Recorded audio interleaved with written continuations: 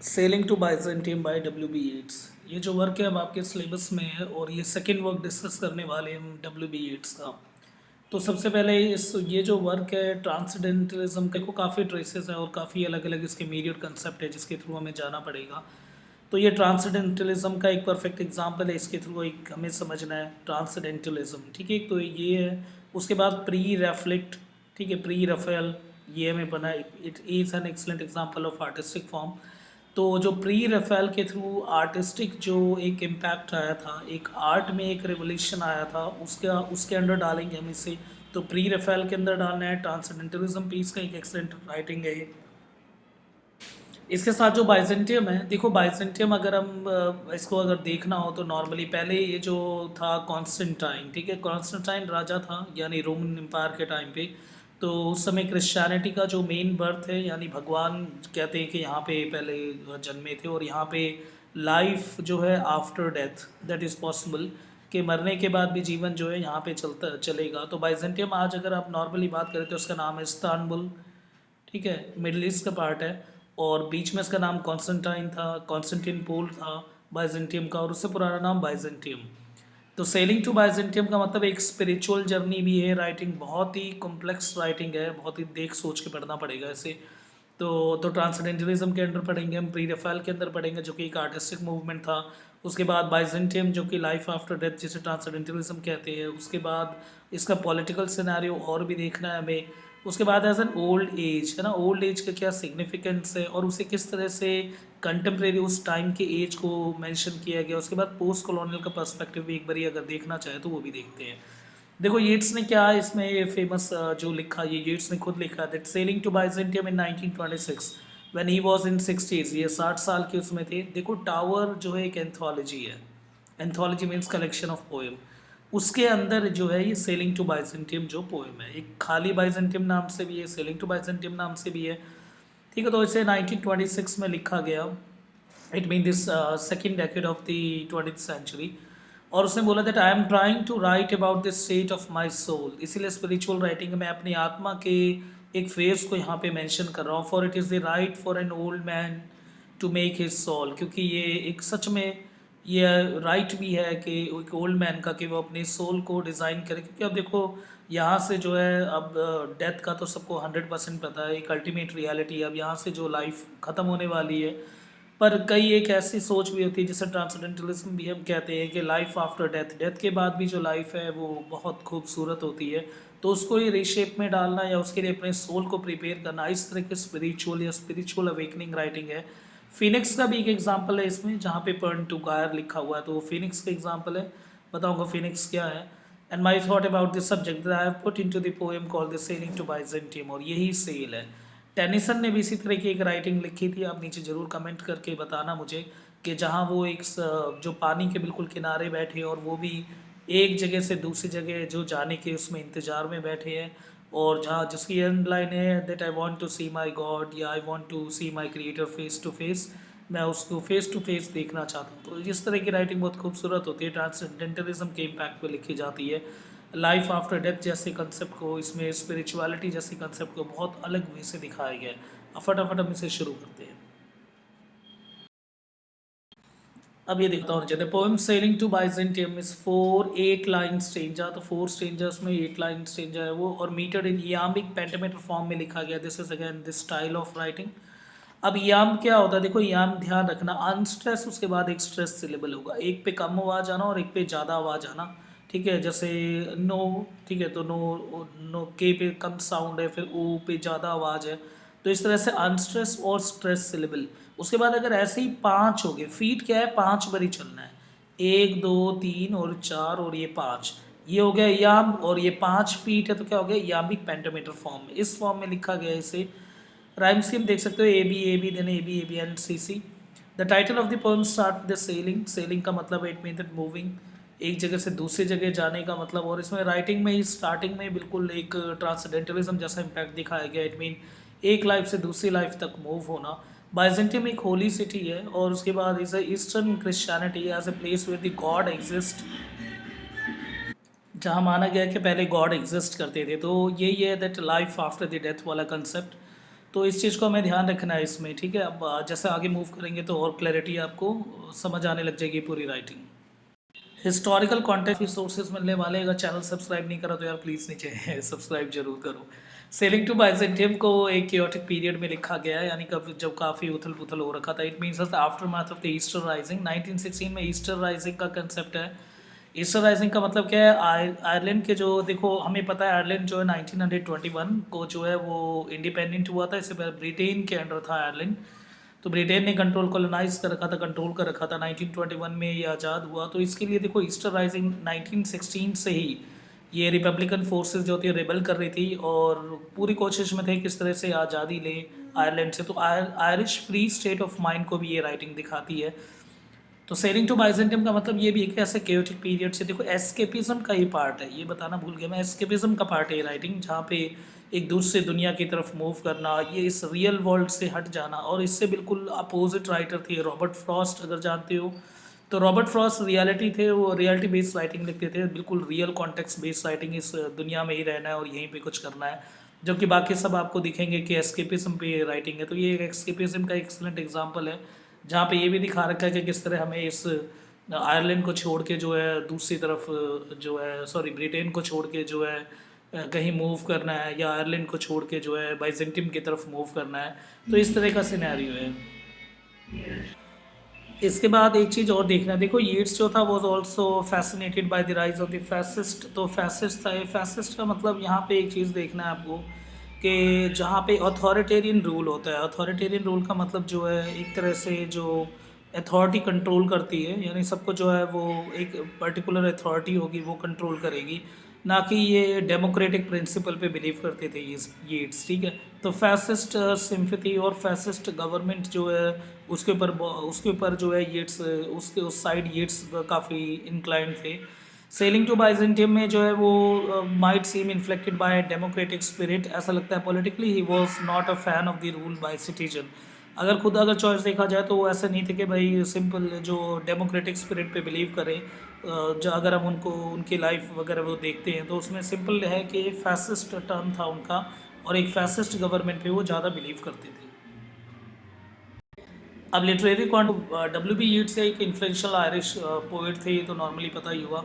19th and 20th century को इनकी जो ये सेंचुरी में इनकी राइटिंग काफ़ी कंटेम्प्रेरी, काफ़ी बहुत बेहतरीन राइटिंग लेके आए थे। ज़्यादातर इनकी जो राइटिंग है जैसे सेलिंग टू बाइजेंटियम हो गया या और भी जो आपके सिलेबस में है, वो सभी राइटिंग जो है दो तीन चीज़ों के ऊपर, जैसे मिथिकल ग्राउंड पे लिखते थे, ओल्ड एज पे जैसे कि ये राइटिंग है ये, या फिर क्लासिकल राइटिंग पे काफ़ी इनकी राइटिंग बेस्ड होती थी। सेलिंग टू बाइजेंटियम जैसे इस राइटिंग के लिए इन्हें नोबेल प्राइज़ में मिला। द यीट्स काफ़ी जो है deeply influence by the poet. देखो जो जिस जनरेशन पे ज़्यादा इन्फ्लुएंस थे वो होता है प्री रफेल। अब देखो जैसे ये लिखा हो, देखो प्री रेफ्लेटिक सर्कल। अब प्री रेफ्लेटिक सर्कल का मतलब क्या है, 13th एंड 14th सेंचुरी में जिस तरह की जो पेंटिंग आई थी, जो आर्ट ने जो फॉर्म लिया था, इसका मतलब है कि डायरेक्ट आर्ट से कनेक्ट होना, सब कुछ नेचुरल ग्राउंड पे मेंशन करना, ठीक है, उसे बोलते हैं प्री रेफ्लेटिक सर्कल। तो ये उसकी तरफ इंक्लाइन थे। इनका ये मानना नहीं था कि जो 16-17 सेंचुरी में बाकी में जो है तो उसमें आर्टिफिशियल एसेंस को ऐड करना किसी नेचुरल ग्राउंड पे, या आर्टिफिशियलिटी को जो डालना पेंटिंग में या फिर इनमें, तो उसके बिल्कुल अगेंस्ट है। इसीलिए प्री रेफ्लेटिक सर्कल के अंडर हम W.B. यीट्स की पोएम को कंसिडर करते हैं। जैसे भी बाइजेंटियम में आपको पता होगा, बाइजेंटियम को अगर हम ट्रेस करते हैं तो 13 एंड 14 सेंचुरी का ही टाइम पीरियड है। तो उसमें किस तरह से, और वैसे तो बहुत डीप है, 330 CE रोमन एम्पायर, ठीक है। तो जो है इनका मानना है कि आर्ट को कभी भी जो है उसकी आर्टिफिशियलिटी ग्राउंड पे नहीं रखना चाहिए, उसका सीधा डायरेक्ट वे से प्रेजेंट करना चाहिए।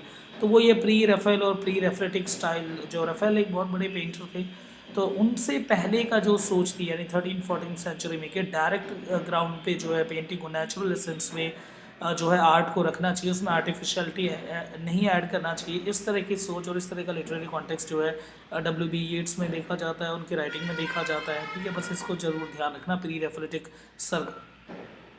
लिंक टू बाइजेंटियम के किया गया फर्स्ट थिंग जो है ये ओल्ड, जैसे कि यंग, आप देखोगे इसमें यंग फेस, यानी in the world of the young उसमें दिखा रखा है, और ओल्ड के ऊपर दिखा रखा है कि ओल्ड एज जो है फॉर द स्पिरिचुअलिटी, और स्पिरिचुअल एसेंस बहुत ज़्यादा होता है इस टाइम पे। और स्पीकर के खुद के माइंड से भी कनेक्ट किया गया, यानी एक तरह का जो अनकॉन्शियस फ्रेम है उस अनकॉन्शियस फ्रेम को यहाँ पे अच्छी तरह से दिखाया गया है। तो यहाँ पे दिखा रखा है that Byzantium on the contraries of the intangible thing, कि देखो टेंजिबल क्या होता है, जिस चीज़ को हम छू सकते हैं अपने हाथों से, तो it mean the material world. और मटेरियल वर्ल्ड किसके लिए है, जो ज़्यादातर जैसे यूथ के लिए जो जो फुल ऑफ इस टाइम पे होते हैं, उनका मानना है कि ओल्ड एज जो है इट्स अबाउट द इररिलेवेंट, उसमें कुछ प्रोडक्टिविटी नहीं है और स्पिरिचुअलिटी में भी क्या है, कुछ नहीं है। तो इसी वजह से बाइजेंटियम मूव करते हैं, क्योंकि बाइजेंटियम के बारे में बताया मैंने, एक स्पिरिचुअल ग्राउंड है जहाँ पे बिलीव किया जाता है लाइफ आफ्टर डेथ, कि क्राइस्ट के मरने के बाद जो है और क्राइस्ट के जाने के बाद भी ऐसा माना जाता है यहाँ पे गॉड आज भी है। तो कॉन्स्टेंटिनोपल रोमन के बारे में मैंने बताया था, आर्ट एंड आर्टिस्टिक डिज़ाइन, ये भी मैं पहले ऑलरेडी आपको बता चुका हूँ। तो दिस इज़ अगेन इंपॉर्टेंट आपको ट्रांसेंडेंटलिज्म फेज पे और स्पिरिचुअलिटी जैसे फेज पे इस पूरे राइटिंग को, इस पे ज़्यादा ध्यान देना आपको इन कंसेप्ट पे। तो ये वही वाली बात है यहाँ पे सेम, ठीक है। इसमें तो एक बारी आप रोक के देख लो, बाकी सारी बात मैं आपको बता चुका हूँ। अब यहाँ पे आप first thing is about the art, art पे, बाइजेंटियम पे, मिथ पे, पैरलिज्म पे, सिंबॉलिक पे और स्पिरिचुअलिटी पे, इतने ये थीम भी बोल सकते हो आप, इतने मीडियट फेसेस पे जो है ये छोटी सी पोएम जो है इतने मीडियट फेसेस पे स्टैंड करती है। अब इन सबको यहाँ पे जाती है, देखो myth, loss and the ageing always had been most celebrated subject रहे हैं W.B. Yeats की राइटिंग में। Each chosen word of his poetry is a lot of the symbolical significance बहुत है इन सबका। फॉर एग्जांपल बाइजेंटियम जो है सिम्बॉलिक क्रिएशन है, बाइजेंटियम जो है एक एम्ब्लेमेटिक पोएम है। सच में ये एम्बलिज्म यूज़ होने लग गया था एम्बलम के कंसेप्ट के ऊपर। इट मीन्स ये जो चीज़ है बाइजेंटियम बोलते के साथ सबको लग जाता है, it mean that the spiritual land, ठीक है। The perspective has been made a strong thought of the combination of soul and art को, दोनों को यूनिफाई करना, इस तरह की राइटिंग ने दिखाया। The parallelism preferred by the soul journey to the new world, बिल्कुल सही, this world to other world, ये जो कंसेप्ट है ये इसमें बहुत, इसे ट्रांसेंडेंटलिज्म बोला जाता है जिसे। तो बाइजेंटियम का खुद एक एम्ब्लेमेटिक जो हो गया एक ये वर्ड, ऊपर से इस वर्ड का ही मतलब हो गया it mean that spiritual land. तो W.B. Yeats said that make a motive for the writing the poem Sailing to Byzantium is a journey poem. Journey poem में बिल्कुल manifest the encounter of the persona to reach a new world from this world. The above hinted quote of the Yeats significantly furnishes us with the confirmation to this normal. तो देखो और भी writing है उनकी, जैसे the wild swan at the Coole, lyrical poem है 1917 की, it mean the Easter uprising के टाइम पे, the talking about the persona the persons advancing age, ये भी एज के ऊपर बात करती है जो हमारे पास है सेलिंग टू बाइजेंटियम। ये तो साफ दिखाती है कि the old age, it mean that around 60 के बाद के जो एज है that one is totally connected with the spirituality. तो वो यहाँ देखने को मिलता है हमें। The stranger is written in the persona it making the observation and the judgement of the things that are going the material life and the after the life of the spirituality, material life और the spirituality life, इनके बीच में parallelism draw कर रखा है कि जिस तरह से यूथ एज जो है वो मटेरियल लाइफ को इतना सीरियस लेता है, इसी तरह से ओल्ड एज जो है स्पिरिचुअल लाइफ को इतना सीरियस लेती है। और इसीलिए इतना खूबसूरत जो है example as an allegory present किया गया है बाइजेंटियम को फॉर द स्पिरिचुअल लैंड और for the land of the spirituality और द प्योरिफिकेशन हम बोल सकते हैं। अब यहाँ से पोएम्स राइटिंग पे बेस है और क्लासिकल वे है, तो जो हमारे पास वर्ड होंगे और उनको समझने के लिए बहुत ही अच्छा वो चाहिए, तो इसीलिए थोड़ा ध्यान से सुनना है आपको। That is no country for old man, मतलब ये जो जगह है ये ओल्ड मैन के लिए नहीं है। अब कोई जगह नहीं है ओल्ड मैन के लिए, और ये कंट्री तो अब ओल्ड मैन के लिए है ही नहीं। The young in one's another arm, the bird in the trees, उस dying generation at their song, जो यंग है वो आज खुश हैं एक दूसरे की बाहों में, बर्ड्स इन द ट्रीज, और जो बर्ड्स वगैरह हैं वो पेड़ पे हैं। तो इट मीन्स क्या है, इट मीन्स दैट कि वो अनअवेयर है अबाउट देयर ऑन मोर्टैलिटी, कि वो भी एक दिन मरेंगे और वो भी एक दिन मॉर्टल, क्योंकि सारे मॉर्टल्स हैं, नश्वर है जितने जन्म ले रहे, पर उन्हें ये पता नहीं, वो सिंपल लाइफ के एक मटेरियल फेस को जी रहे हैं। And those dying generation at their song, उन्हें नहीं पता कि ये जो है ये भी जनरेशन जो है एक टाइम एक दिन ऐसा आएगा जब इन्हें भी सबड्यू होना पड़ेगा, इन्हें भी डेथ एक अल्टीमेट रियलिटी इन्हें भी देखना पड़ेगा। उसके लिए देखो फर्टिलिटी का सिंबल क्या दिखाया गया W.B. Yeats ने, यहाँ दिखाया कि देखो जब तक आप एक कॉन्ट्रास्ट नहीं जनरेट करोगे तब तक आपकी पोइम जो है बिल्कुल परफेक्ट एग्जाम्पल नहीं हो सकती। तो यूथ का वो दिखाना कि किस तरह से फर्टिलिटी का टाइम पीरियड होता है, इस टाइम पे मटेरियल वर्ल्ड से किस तरह से कनेक्टेड होते हैं, इस टाइम पे जो यूथ है वो अपने बच्चों को कैसे जन्म देता है और उन्हें ये लगता है कि this is the real world, पर द रियल वर्ल्ड जो है वो 60s के बाद ही समझ आती है कि स्पिरिचुअलिटी क्या है और ये सब कुछ क्या है। It's only the phase of the life जहाँ पे आप सिर्फ एक एन्जॉय जैसे कंसेप्ट को लेके चलते हो, पर वो एक अल्टीमेट रियलिटी नहीं है। अल्टीमेट रियलिटी तो 60s की बात की है। अब वो ये देखो सैल्मन फिश है, उसके बाद मैक्रेल फिश है, बता रखे जैसे समुद्र में मछलियाँ बढ़ती जा रही है, so for the fish flesh and the fowl, इस तरह से flesh been the human being. इसी तरह से सारे लोग जो है समर लॉन्ग का मतलब क्या होता है, it mean again the age of the fertility, कि फर्टिलिटी के टाइम पे ये सारे लोग जो है ये इतने ज़्यादा जो है बिगेट का मतलब क्या होता है, जन्म देना। ये सब लोग जो है आपस में एक तरह से अपने प्रोजैनी को जन्म दे रहे हैं, आने वाली उसको। तो ये बॉन्ड जैसे कंसेप्ट यानी प्रोजैनी जैसे उनको जन्म दे रहे हैं, पर ये भूल रहे हैं कि अल्टीमेट रियलिटी क्या है, that is the death. Everything in that country is so caught up in the moment that it cannot pay attention to the things that outlive the flesh।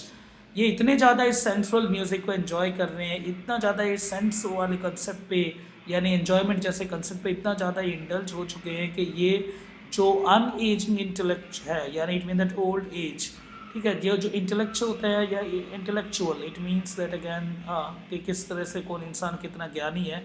और हमें पता है ये कौन से एपिस्टेमोलॉजी के अंदर आता है, ये जो epistemology it mean that experience based, कि ये सारे जो है ये एक्सपीरियंस बेस्ड होते हैं। ये कि नॉलेज जो होता है और इंटेलेक्चुअल जो कंसेप्ट है वो एक एक्सपीरियंस बेस्ड कंसेप्ट है, जो कि ओल्ड एज की तरफ ज़्यादा है। पर ये लोग इतना ज़्यादा सेंसेस में और इतना म्यूज़िकल इनमें यानी दुनिया के जो मटेरियल वर्ल्ड में इस तरह से घुस चुके हैं कि ये मॉन्यूमेंट्स ऑफ अनएजिंग इंटेलेक्ट ये देख ही नहीं पाते। मॉन्यूमेंट्स ऑफ अनएजिंग इंटेलेक्ट का मतलब वो लोग जो कि जिनका इंटेलेक्चुअल पावर बहुत स्ट्रॉन्ग है, इट मीन दैट वो एज के साथ आती है, और ये एपिस्टेमोलॉजी है दैट एक्सपीरियंस के बेस पे जो नॉलेज को एक्वायर किया जाता है, जिसको हम एम्पेरिसिज्म भी बोलते हैं। तो ये जो एम्पेरिसिज्म है जॉन लॉक लेके आए थे स्टूडेंट्स एम्पेरिसिज्म कंसेप्ट को फिलोसफी में। तो एम्पेरिसिज्म का मतलब सिंपली है जो knowledge that one is acquire through experience. और ये सही बात है कि इतने ज़्यादा ये इन सब चीज़ों में घुस चुके हैं कि ये मॉन्यूमेंट्स ऑफ अनएजिंग इंटेलेक्चुअल को कभी ये समझ ही नहीं पा रहे हैं। इसी यही बात है कि W.B. येट्स जो है इसको छोड़ के बाइजेंटियम जा रहे हैं, जैसे वर्ल्ड ऑफ द स्पिरिचुअलिटी, जहाँ पे इस तरह के एम्पेरिसिज्म जो एक्सपीरियंस और इस तरह की नॉलेज जो कि हम मानते हैं कि नेक्स्ट वर्ल्ड पे आगे शिफ्ट होती है, एक दूसरे दुनिया में शिफ्ट होती है, तो जो एम्पेरिसिज्म की आइडियोलॉजी है वो ये लोग नहीं जानते हैं। ठीक है, तो ये मतलब अपने मटेरियल वर्ल्ड में बहुत बुरी तरह से घुस चुके हैं। तो ये बस इस स्टैंजा में आपको ये बातें ध्यान रखनी है, और ये एम्पेरिसिज्म जैसे कंसेप्ट को जरूर लिख के आना, जो कि जॉन लॉक का प्रिंसिपल है। ठीक है,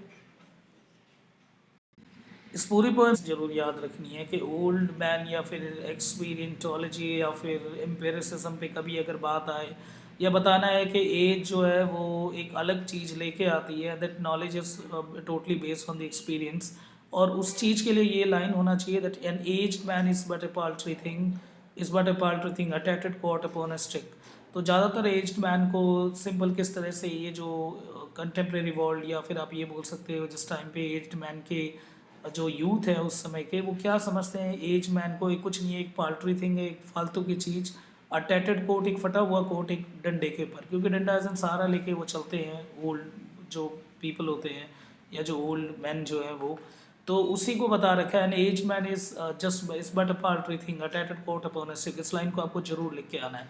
तो ये पूरे जो एज जैसे कंसेप्ट को दिखाती है, और एक साथ ही साथ जो गैप दिखा रही है हमें कि किस तरह से दो एक अलग अलग उनके बीच में जनरेशन के बीच में एक जनरेटिव गैप जो है वो भी लेके आती है राइटिंग। और बस समझ ये है कि इन दोनों को समझना पड़ेगा उनको, और उनके एब्रिजमेंट जैसे कंसेप्ट के ऊपर भी एक बोल्ड क्वेश्चन रेज करती है। तो unless a soul clap its hand and they sing and they louder sing for every tatter in its mortal dress. अब ये that is an excellent example. ये एक बहुत ही प्यारा मेटाफर यूज़ किया गया है, और किस तरह से देखो बताया कि कुछ नहीं है that unless a soul clap its hand and they sing and the louder sing for every tatter in its mortal dress। जो भी ख़त्म होने वाला है या जो भी जाने वाला उनके टाइम उनके एंड फेज में इसी तरह से एक सोल आएगी, एक आत्मा आएगी जो कि क्लैप करेगी और गाएगी।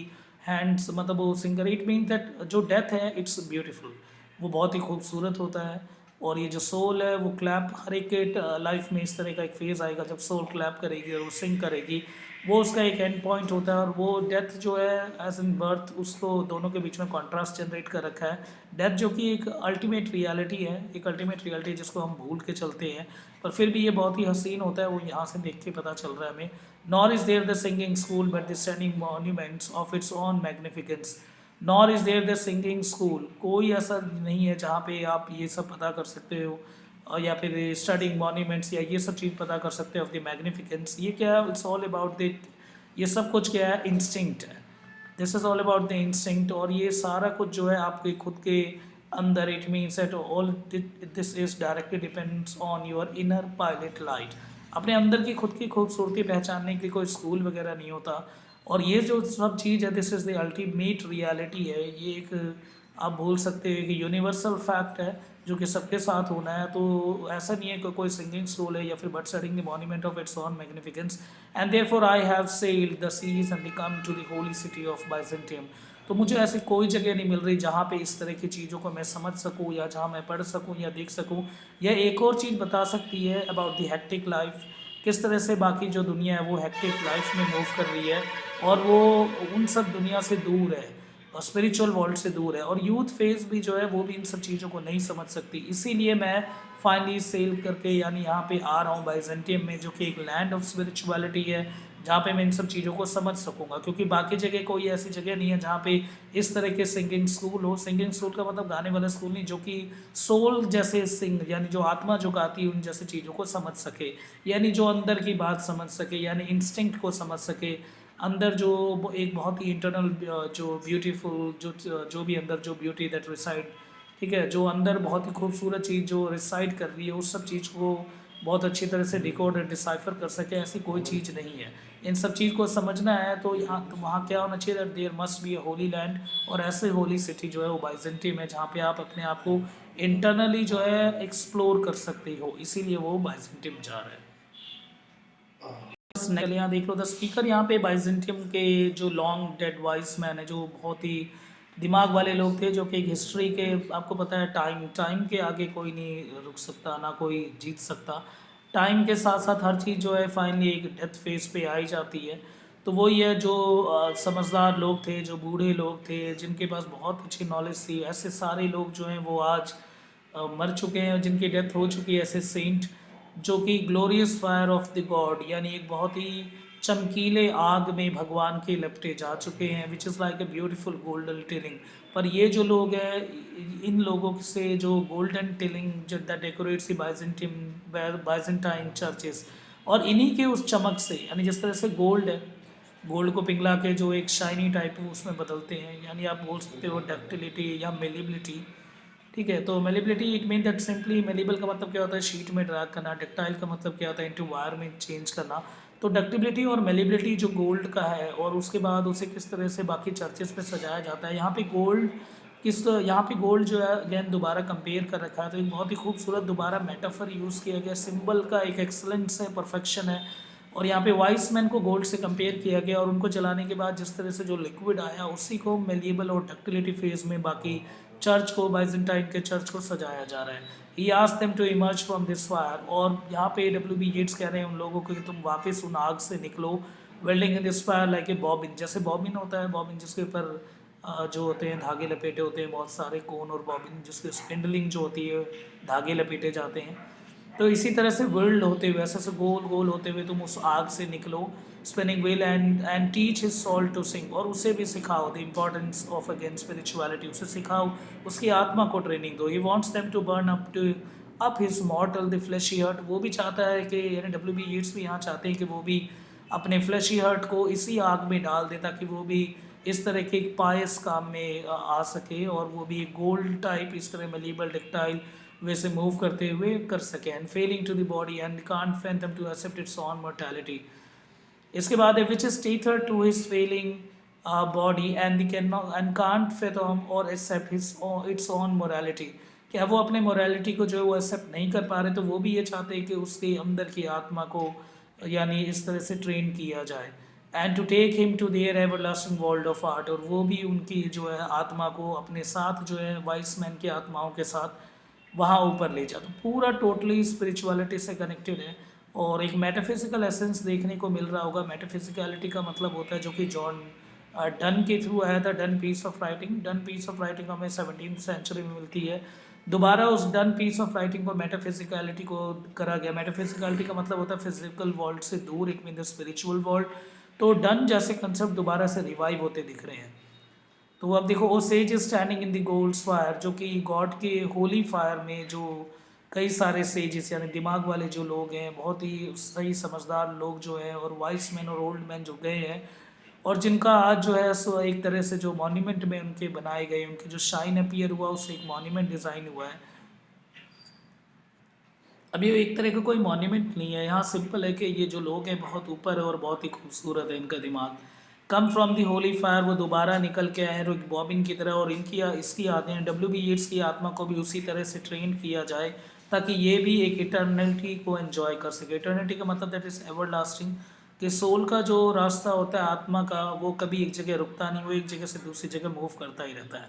अब इतना ज़्यादा सोल का कंसेप्ट क्यों है, क्योंकि आपको पता होगा रविंद्रनाथ टैगोर की बात करें और उसके बाद WB येट्स की बात करें। WB येट्स ने जो टैगोर की गीतांजलि को ट्रांसलेट किया, जिस वजह से टैगोर को 1912 एंड 13 देख लेना एक बार एग्जैक्ट, जो है नोबेल प्राइज़ मिला था। और उसके बाद 10 साल के बाद ठीक जो है WB येट्स को भी नोबेल प्राइज़ मिला। रविंद्रनाथ टैगोर ने WB येट्स के साथ गीता गीता को जो है वो शेयर किया था, और गीता को अच्छी रीडिंग है गीता की WB येट्स पे।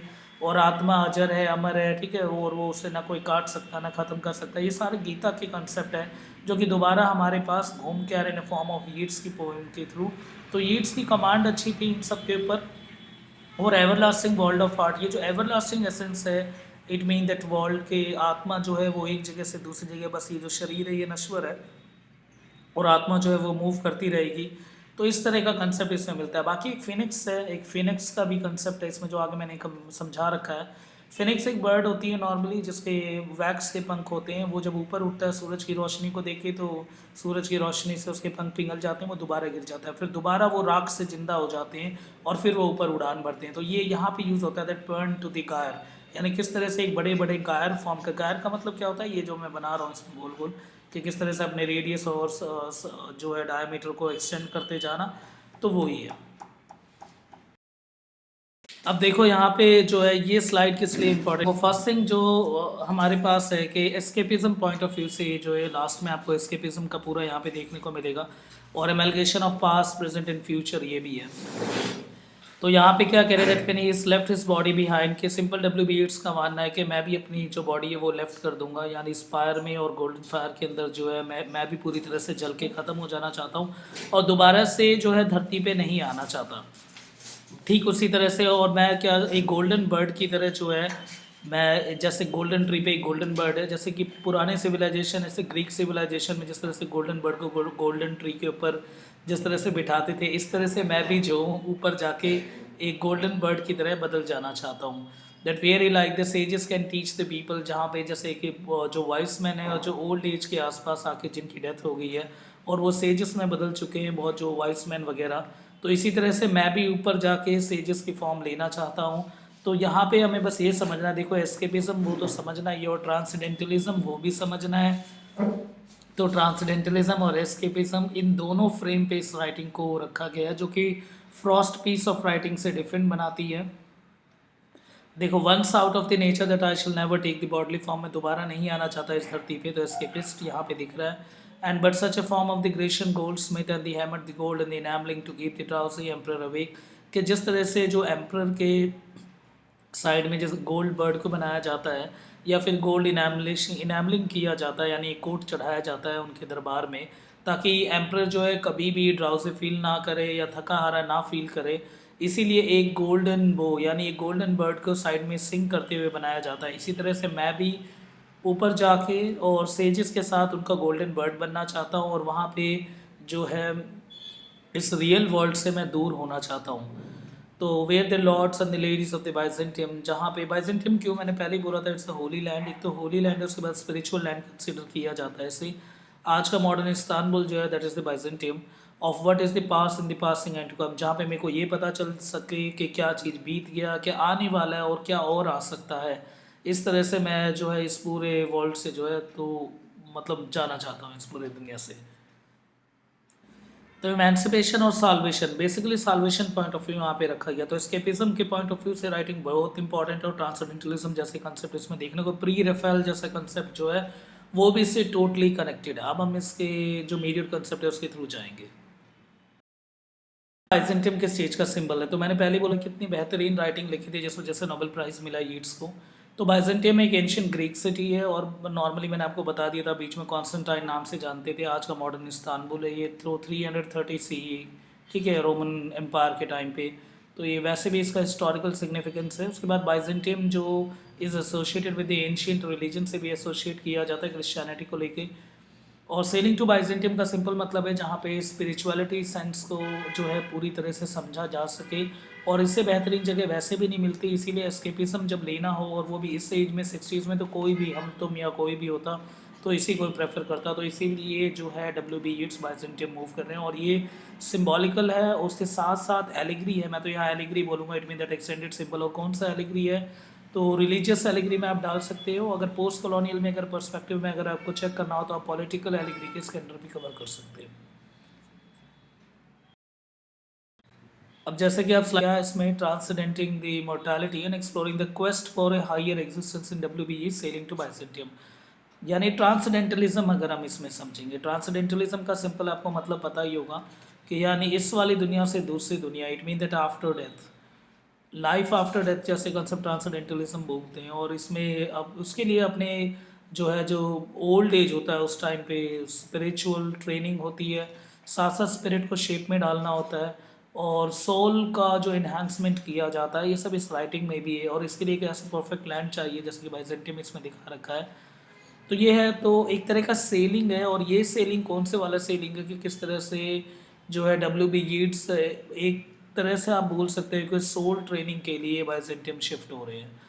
इस तरह मैंने आपको एक और बोला था, नीचे कमेंट बॉक्स में ज़रूर मुझे बताओ कि कैसी राइटिंग है सेम टेनिसन की, वो कौन सी राइटिंग है जिसकी लास्ट लाइन है I want to see my God face to face, और पायलट फेस टू फेस ये है, ठीक है। आपको ये बताना है, प्लीज़ कमेंट जरूर करना नीचे। वैसे भी बहुत खूबसूरत कमेंट आते हैं आप सबके, तो यार ज़रूर कमेंट करना नीचे। देखो यहाँ पे सेलिंग टू बाय कंटेंट को ध्यान से देखना। Sailing to Byzantium takes the reader to the metaphorical voyage. ये मेटाफोरिकल वॉयज है, यानी मेटाफोर आप समझते हो, रूपक अलंकार एक तरह का। तो intertwining the physical and the spiritual realms to illuminate the human desire for the immortality. बहुत ही खूबसूरत लाइन, इसको आंसर राइटिंग में जरूर लिख के आना। Through the rich imagery, symbolism, and the masterful use of the poetic technique, the Yeats craft a captivating the narrative and they resonate the deeply with the readers। बहुत ही अच्छी line. This the paper aims to ये हटाओ, paper M, ठीक है। तो ये ध्यान रखना, इस तरह से आपको स्टार्टिंग करनी है। The study analyse the theme of the transcendentalism, बिल्कुल जो मैंने स्टार्टिंग बोला था, ट्रांसेंडेंटलिज्म किस तरह से है, इसमें बाइजेंटियम का सेंट्रल एसेंस वो बता चुका हूँ मैं आपको। आगे येट्स पोएम जो एग्जाम द इंट्रिकेसीज बताती है, the complexities of the life and also shed the light of the profound exploration of the transcendentalism theme. तो बहुत खूबसूरत लाइनें, सारी लाइन्स आप नोट कर लो, बाकी अगर नोट्स चाहिए तो प्लीज़ मेल जरूर करना।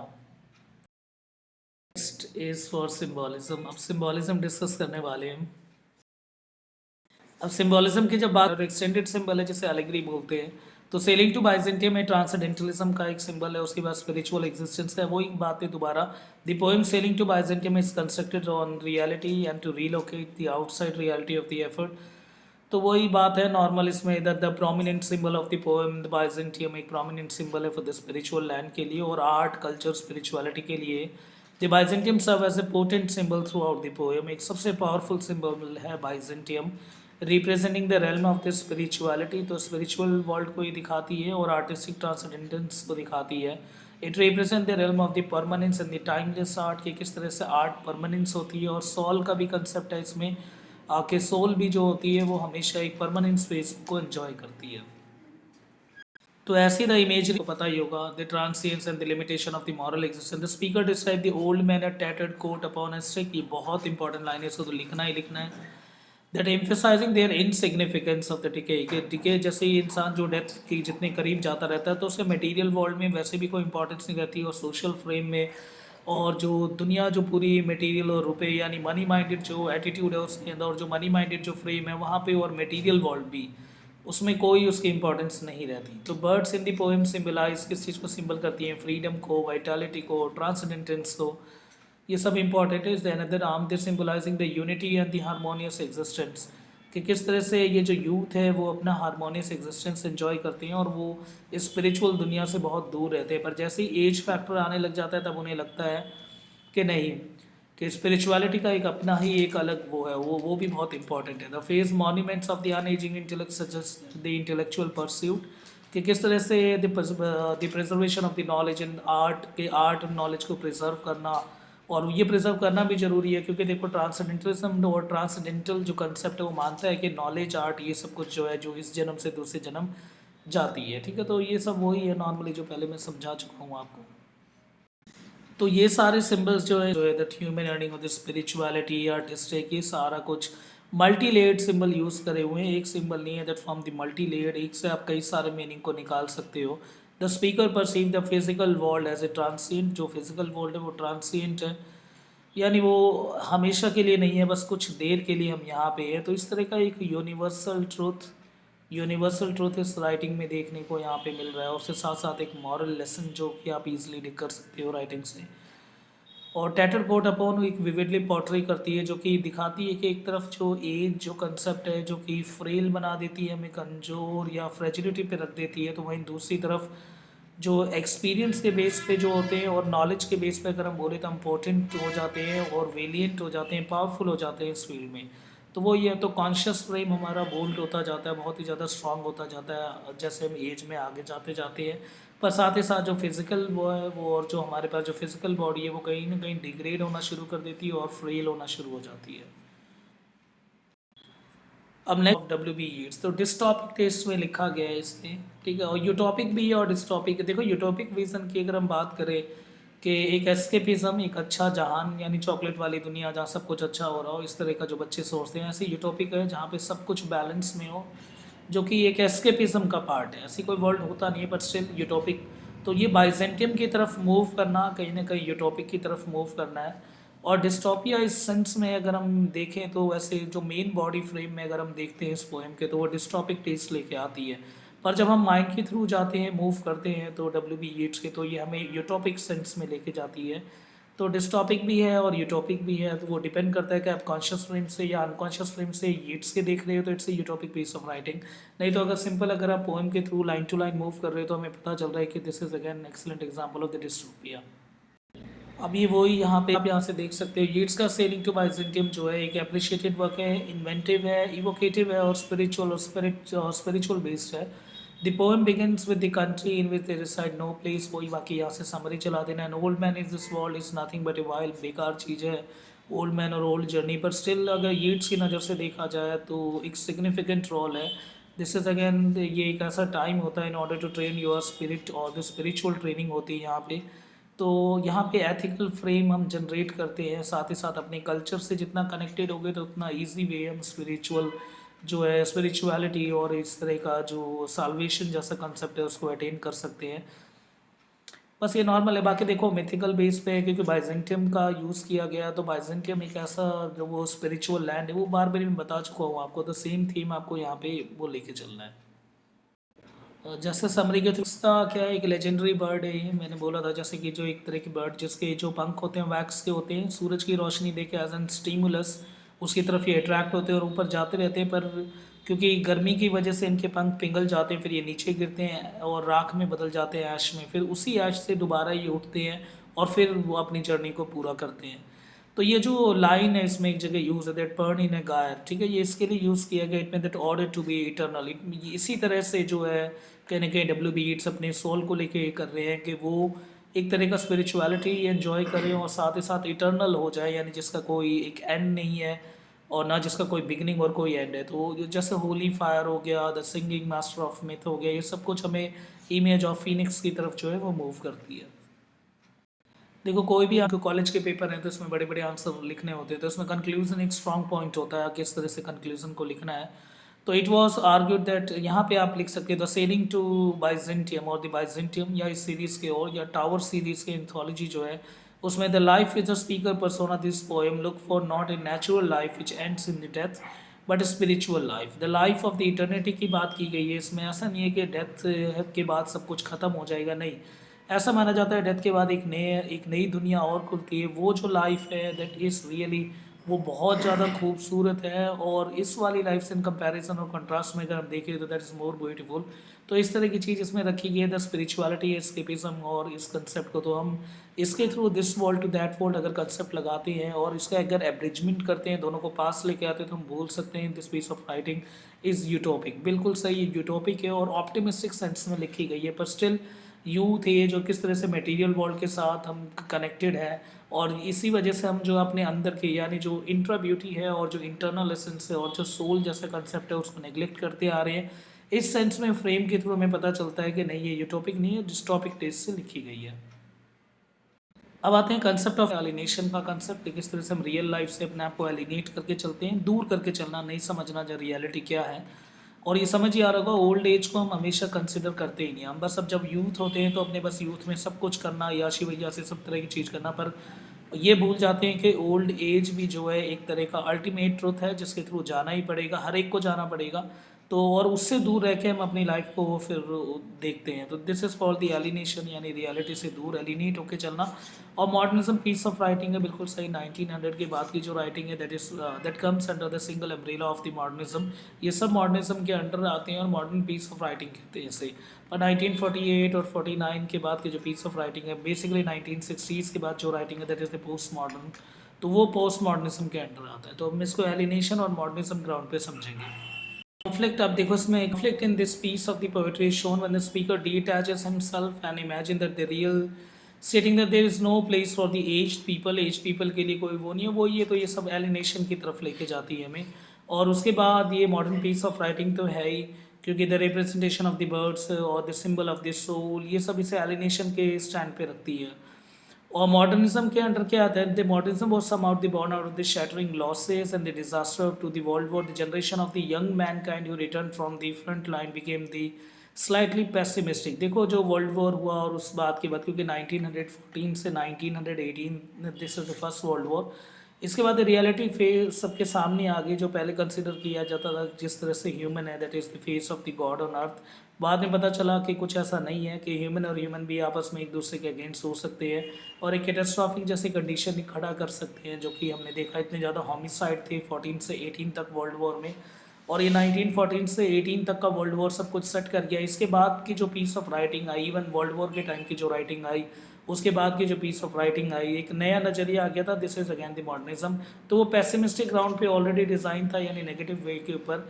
तो जो समझा था जो दुनिया का मीनिंग, वो सारा कुछ अब ऐसा हो गया था, क्योंकि आयरलैंड जो है, आयरलैंड मैंने आपको बोला 1921 में जो इंडिपेंडेंट हुआ था, तो 1918 के बाद जो है दुनिया को क्लियर तो हो गया, इसीलिए आयरलैंड जो है कहीं ना कहीं फ्रीडम चाहता था from the Britain.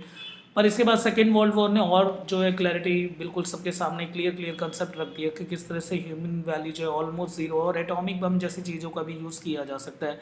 And after then the cold war 1991 तक का, 60 से कोल्ड वॉर शुरू हुआ, 1991 तक का ये पीरियड चला। फिर हमने पता है यूनिपोलर नेशन है, किस तरह से अमेरिका सबसे ऊपर आ गई, पर इससे पहले जो है अमेरिका एंड यूएस दोनों कंसिडर किए जाते थे बाइपोलर नेशन के थ्रू। इतनी हिस्ट्री नहीं क्लियर है, तो फिर भी बस ये ध्यान रखना कि जो वर्ल्ड वॉर के टाइम की जो राइटिंग आई, तो 1900 के बाद की जो पीस ऑफ राइटिंग आई, उसे कंसिडर किया जाता है एज अ मॉडर्न ग्राउंड, जहाँ पे सारा जो मीनिंग है वो अल्टर हो गया। दी पोएम, इस पोएम को भी इशू किया जाता है उसी लिटरेरी मूवमेंट के अकॉर्डिंग, कि किस तरह से क्रिटिकल और सब कोई जो है अब बाइजेंटियम की तरफ मूव होना, एक स्पिरिचुअलिटी की तरफ मूव होना, रियल वर्ल्ड में कुछ ना रहना, तो ये सारा नेग्लिजेंस कंसेप्ट है, इसे एलिनेटिव कंसेप्ट बोलते हैं। तो यही मॉडर्न पीस ऑफ राइटिंग है। टॉपिक इस अबाउट दी कवर कर चुके हैं, पर आपको जो आंसर राइटिंग के लिए मटेरियल चाहिए वो मिल जाएगा यहाँ से। तो इस स्लाइड को आपको रोक लाइन आपको यहाँ पे पसंद है, उन सारी लाइन को आप नोट कर लेना, पर ऐसा नहीं है कि आगे फॉरवर्ड करते करते इसको छोड़ जाओ। ठीक है, देख लेना, जो जो इंपॉर्टेंट लाइन है उसे उतार लेना, यहाँ से आंसर राइटिंग के आपको टिप्स मिल जाएंगे और इवन द ट्रिक्स। अब the next is the artifice of the eternity. अब इटर्निटी क्या है? It means simple called the eternal, और सोल एक इंटरनल कंसेप्ट है।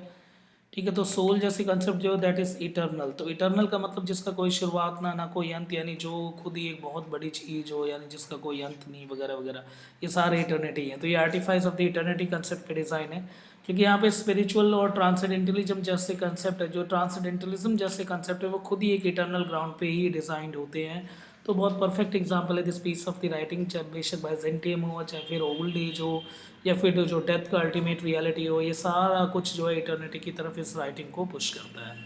बाकी देखो मटेरियल के लिए आप यहाँ की आप आपको कुछ देखना नहीं है, और नॉर्मली बस इसे रोको और यहाँ पे देखो इटर्निटी की तरफ। बाकी जिस तरह से मैंने इसे समझाया है, जो जो पॉइंट्स यूज़ करें, जो जो वर्ड्स यूज़ करें, उसको आपको प्लीज़ प्लेस करके आना है वहाँ पे। सही जगह से सही तरह से लिखोगे तो नंबर तो यार अपने आप आएंगे ही। अब this is the critical analysis करने के लिए हमें एक न्यूट्रल ग्राउंड रखना है और उसको बिल्कुल दरीदा का कंसेप्ट ऑफ डीकंस्ट्रक्टिव वे से मूव करना है। तो डीकंस्ट्रक्टिव वे मैंने पहले ही बताया आपको, जैसा अगर आपने बाकी वीडियो देखी हो तो कोई चीज़ अगर ऐसी कंसेप्ट हो तो उसे बिल्कुल उखाड़ देना। अगर ये बिल्डिंग ए टू बी बनी है तो हमें ज़रूरी नहीं है कि इस बिल्डिंग को दोबारा बना के समझना है। यानी अगर हम इसको दोबारा वैसे खोल दें, यानी जिस तरह से अगर हम इसे खोल दें, तोड़ दें, तो हम फिर सीख सकते हैं ये चीज़ बनी कैसे है। Such approach is called the critical और द डीकंस्ट्रक्टिव फेज। तो क्रिटिकल का मतलब क्या है? एज एन क्रिटिक हमें काम करना है, एक नॉर्मल वे से समझना है चीज़ों को कि किस तरह से, किस अंदाज में लिखा गया है, कितने रिफ्लेक्टिव जोन पे इसे सेट किया गया है, वो ही देखते हैं। अब देखो the piece of the poetry, ये जो पीस ऑफ राइजेंटियम, ये पैरामाउंट पोइटिक पीस है, एक बहुत ही एक्स्ट्रा ऑर्डनरी राइटिंग है। उसके साथ साथ इसमें नेचुरल और स्पिरिचुअल रेल्म को बता रखा है। सेलिंग टू बाइजेंटियम एक old block between the two realm, दो रेल्म को रखा गया है, मीन द दो एरिया को। और हमें बता रखा है किस तरह से, और इटर्नलिटी है यहाँ पे कंसेप्ट में। जैसे eternal mean the death, death के बाद जो स्पिरिट है या फिर हमारे पास जो सोल है, उसे एक इटर्नल कंसेप्ट बता रखा है। तो यार नॉर्मल सी बात है, दो जो जनरेशन है उसके बीच का एक तरह से गल्फ, और साथ साथ इटर्नल कंसेप्ट जैसे लाइफ एंड डेथ, ये सारा कुछ इसमें बता रखा है जो ऑलरेडी हम डिस्कस कर चुके हैं। अब यहाँ से कुछ कंटेंट तेज रखो और जो जो कंटेंट्स आपको दिखते हैं उसे उतारते रहो। अब ये जो स्लाइड्स वगैरह ऐड कर रखी है इतनी अच्छी तरह से कर रखी है। Illuminating the supreme mastery, and this will use the profound sophisticated symbol to comparative illustration about the life and the death, young and the old, immortality and the mortality, everlasting and the ephemeral sensual life। ephemeral का मतलब क्या है? जो थोड़ी देर तक रहे। बहुत ही प्यारा, अपने डिक्शनरी में जरूर ऐड करो इस तरह की चीज़ को, दिमाग की डिक्शनरी में, ठीक है। That is also called register. तो एफेमरल सेंसुअल लाइफ, ठीक है, बहुत बहुत अच्छी लाइन। तो आप इसको कंक्लूजन में ऐड कर सकते हो या बिल्कुल अपने जो आंसर की जो ओपनिंग है उससे कर सकते हो। तो इस स्लाइड को भाई बिल्कुल नहीं छोड़ना, सारी लाइंस को देखो, या तो आप नोट कर लो या फिर आप नोट्स के थ्रू जा सकते हो, ठीक है। तो इन सब को, स्लाइड को जरूर रोक के देखो, यहाँ पे ऐड कर रखा है, वहाँ से आप देख लेना। बाकी मैंने बहुत डीप में समझा रखा है आपको ट्रांसेंडेंटलिज्म का मतलब क्या है। अब एक बारी शॉर्ट ग्लिम्स देखो। Sailing to Byzantium W.B. Yeats की पोएम है, 1928 में पब्लिश की गई। और उसके बाद जो है that's a philosophical which is a literary period, और ट्रांसेंडेंटलिज्म पीरियड में लिखी गई है, जो कि एक फिलोसॉफिकल मूवमेंट था यूएस में 19th सेंचुरी में। तो देखो ट्रांसेंडेंटलिज्म के ऊपर ये राइटिंग पक्का आएगी। ट्रांसेंडेंटलिज्म जो है रैल्फ वैल्डो एमरसन और उसके बाद हेनरी डेविड थोरियो, ठीक है, जिसकी वॉल्डन पॉन्ड बहुत ही फेमस वर्क है। उसके बाद द पीपल, ये जो है एमरसन और थ्योरियो, ठीक है, ये लेके आए थे, यानी सिंपल ट्रांसेंडेंटलिज्म जैसे कंसेप्ट को, जिसके ऊपर कहीं ना कहीं इसको बेस करके डिज़ाइन लिखा गया। ये जो वर्क है सेलिंग टू बाइजेंटियम, इसे भी क्राफ्ट किया गया है। इसमें क्या क्या बात है? सबसे पहले immortality of the art, art कभी नश्वर नहीं होता, वो हमेशा अमर रहता है। इस तरह की जो आइडिया है और जो क्रिएटिव एंडवर है वो इसमें देखने को मिलता है। तो आप प्लीज़ इसको रोक के देखो इसको, और आगे और देखते हैं इसमें। तो सेकेंड हम बात करें, ठीक है, स्पिरिचुअल ट्रांसफॉर्मेशन है इसमें। उसके बाद नेचर एंड द आर्टिफाइस, ये भी तो सिंपल स्लाइड ऐड कर रखें ताकि आपका एक सही पकड़ हो सके इस तरह के वर्क में, ठीक है। तो इसे ज़रूर देखना और इसे यहाँ से लाइंस उठा लो जो जो बेस्ट लगती हैं आपको। अब ये जो next is all about the symbolist movement के रिगार्डिंग भी देखा जा सकता है। और जहाँ तक बात आती है use of the symbol, the poem is filled with the symbolic element. बिल्कुल सही। The golden bird, mechanical man, image of the Byzantium itself, escape from the mundane, और म्यूंडेन लाइफ से एस्केपिज्म, यानी वही लाइफ, यानी सिसिफस वाली life जो आपके वर्क में भी है, रीडिंग में। सिसिफस कि सिसिफस एक ग्रीक कैरेक्टर है और एक तरह का यूज़ किया जाता है एज एन सिंबल के फ्यूटिलिटी ऑफ लाइफ को दिखाने के लिए। उसको क्या काम दिया गया था? यानी सिंपल एक पत्थर को धक्का मारना पहाड़ पे और वो वापस दोबारा आ जाए, फिर पहाड़ पे धक्का मारो फिर वापस दोबारा आ जाए। है तो ये वर्क, पर वो काम तो कर रहा है पर इसका कुछ नहीं, फ्रूटलेस वर्क है। तो इस तरह से, इसी तरह से लाइफ जो है वो मेंटेन है, यानी उसका कुछ लेना देना नहीं है, सारी लाइफ बकवास है। इस तरह की सोच, एलिनेशन का कंसेप्ट रखना और उससे एस्केप होकर स्पिरिचुअलिटी एंजॉय करना, वहाँ पे उस तरफ ले जाती है ये writing. Emphasis on the imagination, the creativity उसका परफेक्ट एग्जाम्पल है और मॉडर्न पीस ऑफ राइटिंग के अंडर आती है। सेलिंग टू नॉर्मल जर्नी नहीं, हम इसे स्पिरिचुअल जर्नी बोल सकते हैं, एक तरह का स्पिरिचुअल जर्नी है। और आर्टिस्टिक इमॉर्टैलिटी, ये बात हम कर चुके हैं। Symbolism of the bird, bird का सिंबल बहुत एक्स्ट्रा ऑर्डिनरी यूज़ किया गया है। Life and death mechanical birds represent a form of eternal and transcendental art. तो ये भी दिखाया गया, जो मैकेनिकल बर्ड है वो इटर्नल और ट्रांसडेंटलिज्म जैसे कंसेप्ट को अलग से ग्लोरीफाई कर रही है। हाँ, वर्ल्ड के साथ, कि देखो नेचुरल वर्ल्ड में जो हम समझते हैं कि पैसे कमा लिया या ऐसे जी लिया, ये सब बस ये कुछ रियलिटी नहीं है। सबको डेथ के थ्रू मूव करना ही पड़ेगा। और स्पिरिचुअलिटी एक दूसरी दुनिया है, और ट्रांसेंडेंटलिज्म कंसेप्ट हो भी सकता है, क्या पता सच में हो। ऐसे rejection of the physical body, तो ये सारे फिलॉसफी है, ये सारे फिलॉसफी पे डिज़ाइन, फिलोसफिकल राइटिंग है, बहुत ही एक्स्ट्रा ऑर्डनरी। बाइजेंटियम खुद ही एक सिंबल है, आर्ट एंड क्रिएटिविटी का एक परफेक्ट एग्जाम्पल है। तो भाई it mean that impermanence of the life, life permanent नहीं है। और इटर्नल और जैसे कंसेप्ट को इसमें बिल्कुल साफ तरीके से दिखाया गया, और ट्रांसडेंटलिज्म जैसे कंसेप्ट को। और फाइनली यहीं पे ये वर्क ख़त्म होता है। होप सो आपको समझ आया होगा। और जैसे कि हर बार मैं आपको बताता हूँ, प्लीज़ अब कैसा लगा, और जो मैंने जो क्वेश्चंस भी पूछे उसके आंसर देने की कोशिश करो। बाकी ये मेरी ईमेल आईडी है, टेलीग्राम पे आप कनेक्ट हो सकते हो। फेसबुक आईडी मुझे देखना चाहते हो तो प्लीज़ यहाँ रिक्वेस्ट भेजो। बाकी ये मेरा व्हाट्सएप नंबर है, फॉर द नोट्स आप यहाँ भेज सकते हो। पर जब भी नोट्स के लिए भेजो तो प्लीज़ अपनी ईमेल आईडी ज़रूर भेजो उस पर, बाकी हमारी टीम आपसे कनेक्ट हो जाएगी। और थैंक यू सभी को, और इतने खूबसूरत कमेंट्स के लिए, और अपने रिक्वेस्ट आप बिल्कुल अच्छी तरह से बखूबी रख रहे हो। और मेरे पे देखो जितना हो सके मैं उसको कवर कर रहा हूँ, और आगे और मैं अपनी स्पीड को इन्हांस करने की कोशिश करूँगा। पर जल्दी मैं सोच रहा हूँ कि जल्दी जल्दी वर्क में लेके आऊँ। अब तो बहुत इम्प्रूव किया है मैंने, वैसे भी बहुत सारे वर्क को जल्दी जल्दी डालने की कोशिश करी है। Thank you.